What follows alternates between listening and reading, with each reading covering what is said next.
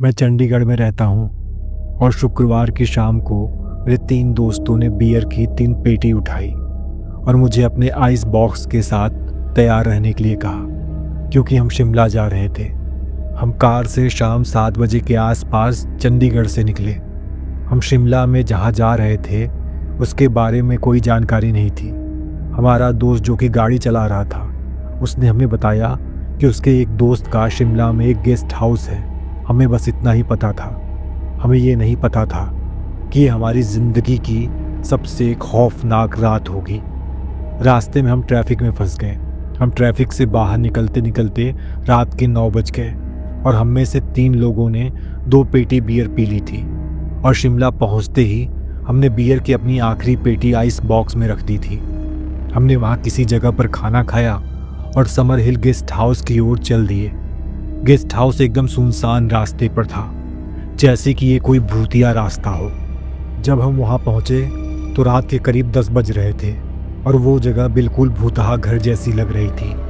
हम उस जगह पर कदम रखने से कतरा रहे थे। वो फ्रेंड जो गेस्ट हाउस का मालिक था कुछ ही देर बाद आया और उसने हमें कमरे दिखाए।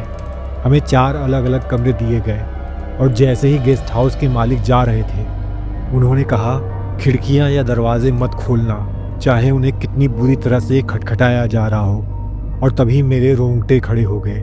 मैंने उससे पूछा, इस समय खिड़कियां कौन खटखटाएगा?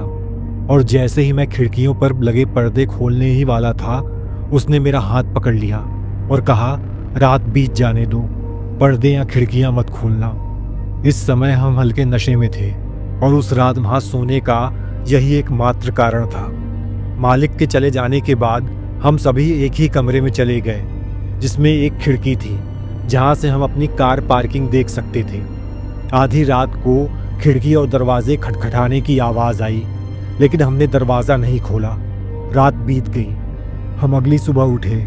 आइस बॉक्स में बियर अभी भी ठंडी थी और चूंकि हमें जगह खाली करनी थी, मुझे ये देखने की जिज्ञासा थी कि जिस खिड़की पर उसने मुझे पर्दे खोलने के लिए रोका था उसके पीछे क्या था।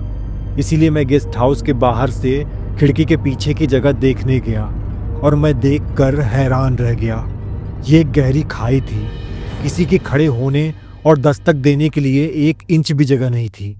हम दोबारा कभी उस जगह पर नहीं गए। कुछ महीनों बाद गेस्ट हाउस मालिक को जानने वाले दोस्त ने खबर दी कि गेस्ट हाउस मालिक ने उसी गेस्ट हाउस में आत्महत्या कर ली है। हमने इस बारे में फिर कभी बात नहीं की।